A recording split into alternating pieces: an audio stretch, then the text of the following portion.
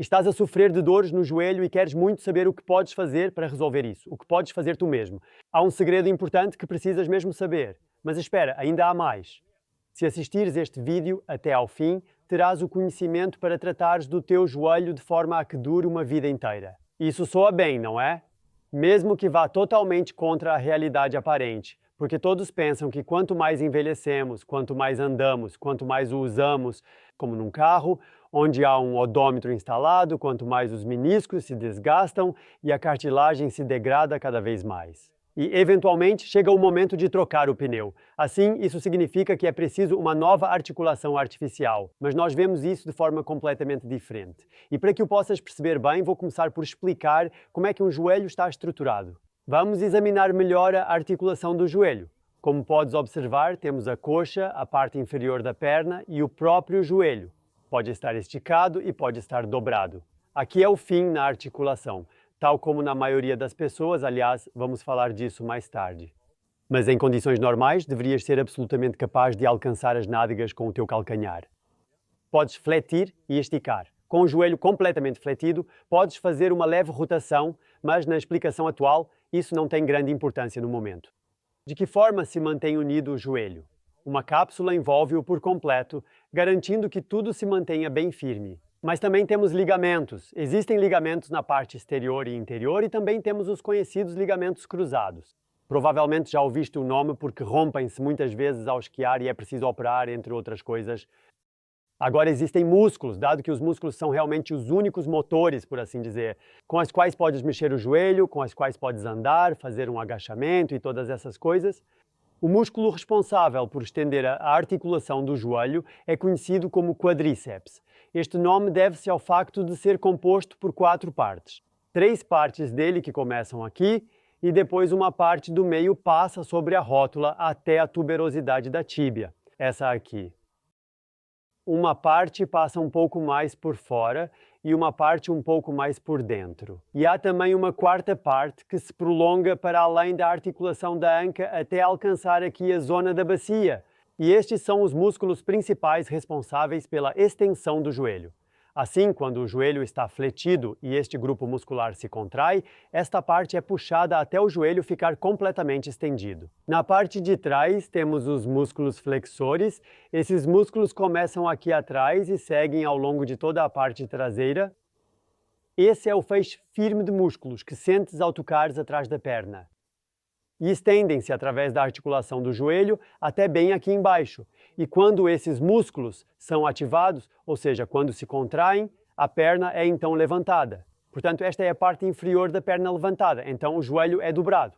Há ainda um 3º grupo de músculos, que é o músculo da barriga da perna, o grande.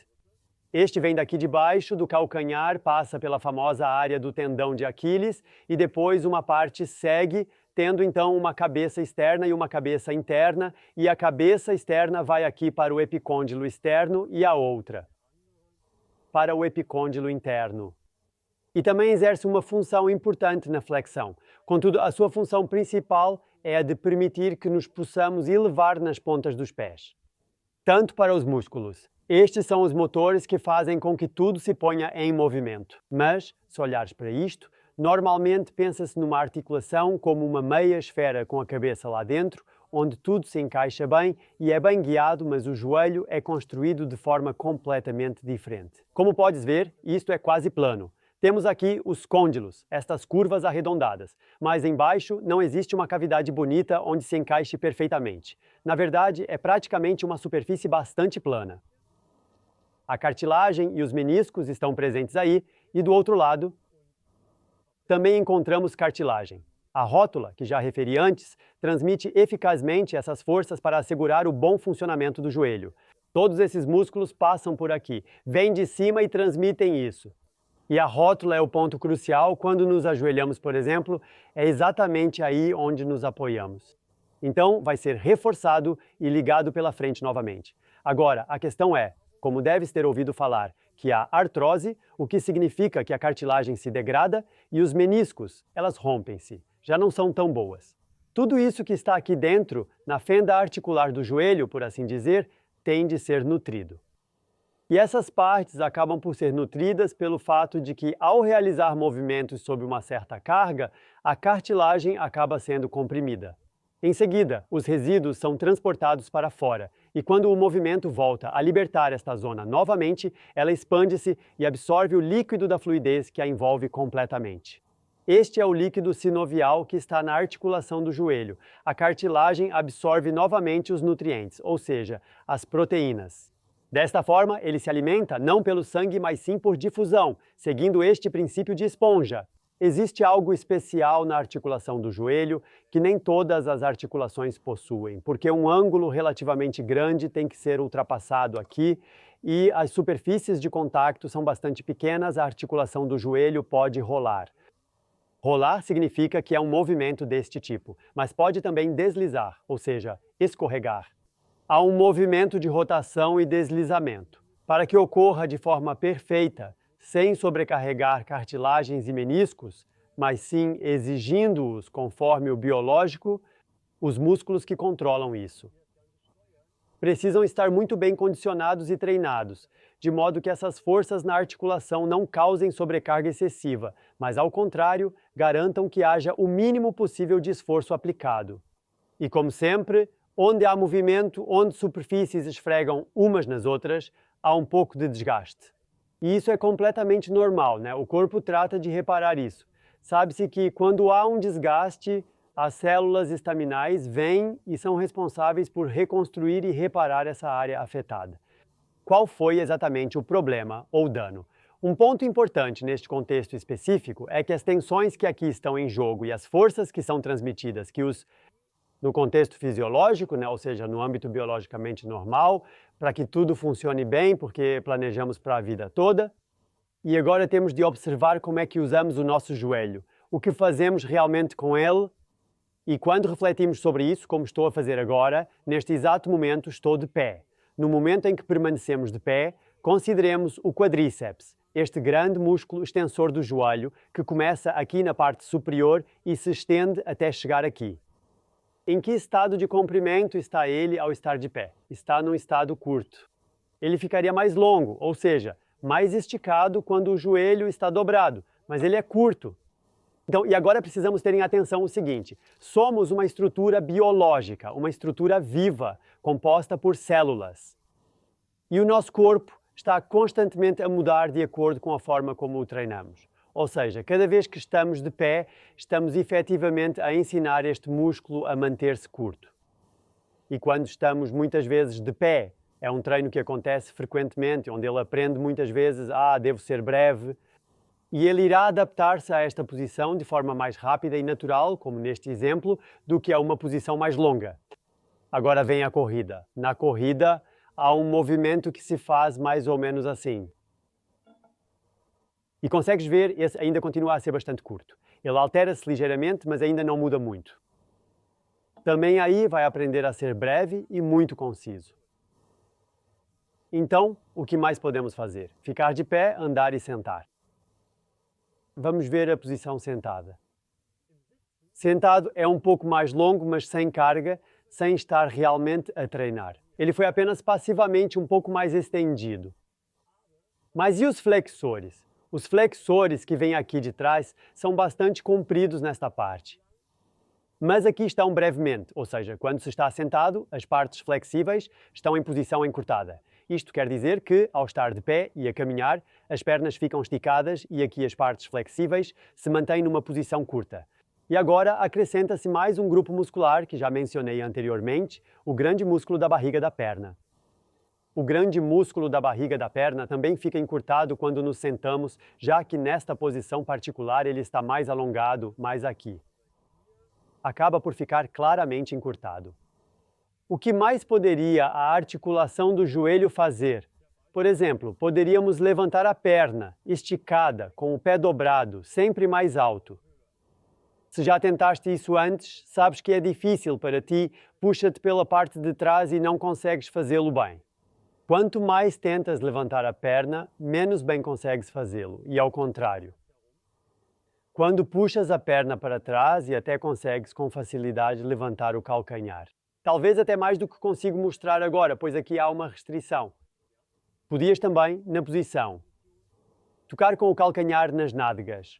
Observa-se até por vezes em corredores, em pessoas que estão a correr, que de vez em quando fazem aqueles passos bastante peculiares e diferentes, que ao correr de vez em quando deixam o calcanhar bater ligeiramente contra os glúteos de forma suave, e entenderam que agora, ao correr, que é um movimento unilateral, como já falamos sobre o encurtamento, podem adicionar isso para que assim, aqui à frente, possam voltar a ter um maior comprimento. Agora, um corredor normalmente não levanta a perna até a frente a cada passo, mas isso seria bom para a flexibilidade. Ou até mesmo sentar-se no chão com as pernas assim. Isso já não é possível para a maioria das pessoas, porque puxa tanto aqui atrás que se veem obrigadas a inclinar-se para trás. E talvez eles tenham de, para conseguir avançar, segurar-se na perna de modo que com esse encurtamento não sejam puxados para trás. E qual seria um outro tipo de movimento que se podia fazer? Poderia baixar-se até agachar-se completamente. Isso ficaria mais ou menos assim. O problema que temos hoje é que não fazemos mais esses movimentos, como eu mostrei exemplificativamente de forma completa. Não fazemos mais isso de forma completa. Dessa forma, perdem-se certos ângulos que garantiriam que aquilo que se encurta ao estar em pé, caminhar e sentar-se também se alongue novamente, como deveria. E se vivermos assim, e principalmente estivermos de pé, andarmos e nos sentarmos, então corre bem por alguns anos. Os adolescentes e jovens adultos até os 30, 35, 40 anos têm geralmente menos problemas nas articulações, inclusive no joelho. E depois aproxima-se dos 50, dos 60 e isso vai se acumulando cada vez mais. E todos pensam que isso tem a ver com a idade. Na minha forma de ver, isso está relacionado com o facto de termos mantido posições encurtadas ao longo de muito tempo, sem as compensarmos de forma adequada. Porque imagina colocar uma pessoa de 50 anos de barriga para baixo, só por curiosidade, e tenta dobrar-lhe o joelho e observa bem quão perto consegue chegar da nádega. Para a maioria, com 90 graus já para ou começa a ficar muito apertado e já está a dizer, isso dói e está a esticar. Está tudo muito curto. E pega numa pessoa que não pratica e diz-lhe, toca no chão com as pontas dos dedos ao inclinar-te para a frente. Aí a maior parte tem dificuldades e fica contente se descer até o joelho. E agora que estabelecemos as bases, vamos observar bem de onde vem exatamente a dor. Para voltar a estabelecer a base para lidarmos com isso, o que podemos realmente fazer? Para evitá-lo ou removê-lo completamente se já estiver presente. Nós dizemos frequentemente que a dor é algo positivo. E por quê? Olha, se este músculo aqui tem demasiada tensão acumulada, puxa demasiado, então a perna acaba por ser puxada para cima. E aquilo que se encontra na articulação do joelho, os meniscos, a cartilagem, é mais comprimido. Quando ao mesmo tempo o flexor e o músculo gêmeo estão encurtados, a perna inferior é puxada para cima. E a pressão nesta área específica é novamente aumentada. E agora tenta imaginar o que acontece. Tens um osso que está a pressionar contra outro osso e ambos começam a deslocar-se.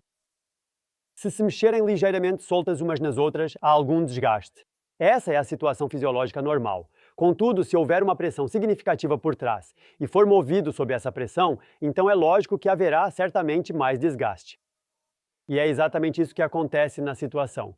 Agora só temos que distinguir, porque por um lado há mais desgaste que em algum momento também não pode mais ser reparado. Isso quer dizer que a artrose vai piorar, a cartilagem desgasta-se mais, os meniscos são pressionados, rasgam-se e soltam-se da superfície inferior. Tudo isso pode verdadeiramente acontecer. E queremos sublinhar que o corpo é totalmente capaz de monitorizar todos esses processos. Ele mede a tensão, mede a força do movimento, mede a pressão que existe na articulação através do cérebro. E agora dizemos que tudo isto é inserido nesse computador central e ele faz o cálculo de um risco para a cartilagem e para os meniscos que é tão elevado que impossibilita a realização da reparação. E isso representa uma séria ameaça para a sobrevivência. Por esse motivo, o cérebro envia um sinal de dor na área em torno do joelho, onde é essencial manter qualquer movimento sob controle para evitar que a situação complique-se ainda mais. E aí estamos completamente de acordo com a pesquisa mais moderna sobre dor, porque a dor surge sempre no cérebro. E quando o cérebro envia essa dor projetada para a área do joelho, é para impedir precisamente aquele movimento que continuaria a desencadear o desenvolvimento negativo. Para impedir isso. Então essa é a linguagem do corpo a comunicar. É uma declaração clara. O corpo fala conosco e nós não realizaremos esse movimento porque realmente estamos atentos. Como resultado, acabamos por mover ainda menos o joelho do que já o fazíamos antes. Porque lembra-te, já estamos limitados no movimento. Com a dor, movemos-nos ainda menos. O que acontece agora com a nutrição da cartilagem? Tínhamos dito que precisamos do movimento completo sob carga normal, de vez em quando em todos os ângulos. Isso vai ser ainda mais restringido agora. Isso significa que, por assim dizer, há uma armadilha dupla. Por um lado, as forças que atuam são tão intensas que o desgaste resultante, a abrasão mecânica, é bem maior do que o que foi biologicamente previsto para suportar. E, ao mesmo tempo, determinados segmentos, certas áreas específicas da cartilagem, estão a sofrer de fome porque, pura e simplesmente, já não existe qualquer tipo de carga e descarga a acontecer, onde já não é possível expulsar os resíduos antigos e os novos nutrientes benéficos conseguem entrar. Significa que se desgasta e a cartilagem fica desnutrida. Mas agora é muito interessante e também difícil de entender. Precisamos analisar a dor de um lado e, por outro lado, o que realmente está a acontecer na cartilagem e nos meniscos da articulação do joelho, assim como o desgaste da estrutura.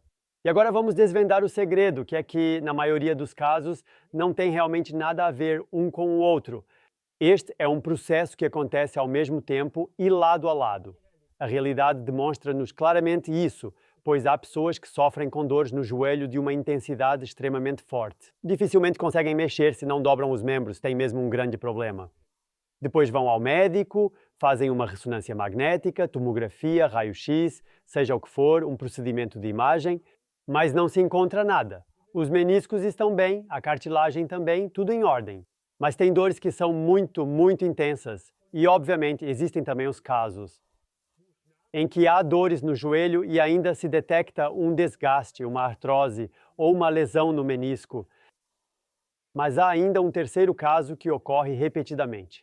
Existem também estudos que mostram que pode haver cartilagem desgastada, artrose, mas a pessoa não sabe disso. Há determinados estudos que visam descobrir isso, ou descobertas acidentais, onde se descobre que não há dores presentes, mas há artrose evidente e também os meniscos estão danificados. Isso é uma forte indicação de que o que expliquei aqui anteriormente é realmente assim. Vemos isso diariamente com pacientes que frequentemente se queixam de dores, alguns já com diagnósticos clínicos bem definidos. De lesões de menisco, de artroses, primeiro, segundo, terceiro e até mesmo quarto grau, já vivemos isso. Tratamos e realizamos exercícios ou relaxamos músculos através da ozopressura, técnica de pontos de pressão, e as dores desaparecem completamente. Totalmente independente do que está a acontecer estruturalmente no joelho. O que isso significa para ti? Se sentires dores no joelho, deves fazer os exercícios que ajudam a relaxar aqueles músculos de que falámos anteriormente. Tornar mais flexível e mais maleável, simplesmente observa o que acontece. E em muitos casos vais perceber que no momento em que realizas este exercício, imediatamente a seguir, não necessitas de o repetir várias vezes. Fazes uma vez e reparas na maioria das vezes logo após o primeiro exercício. O bastante, já é significativamente menos. E então sabes que estás no caminho certo. E exatamente estes exercícios que foram desenvolvidos especificamente para isso, para normalizar esses músculos demasiado curtos e tensos, encontras aqui.